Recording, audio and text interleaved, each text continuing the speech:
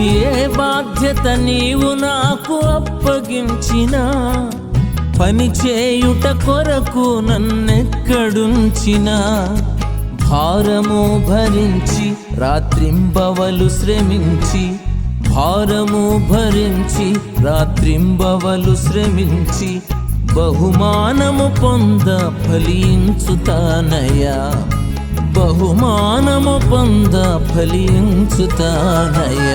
కృతజ్ఞత కలిగున్నాను యేసయ్యా, ఈ కృపను బట్టి నీకు వందనాలయ్యా. కృతజ్ఞత కలిగున్నాను యేసయ్యా, నీ కృపను బట్టి నీకు వందనాలయ్యా.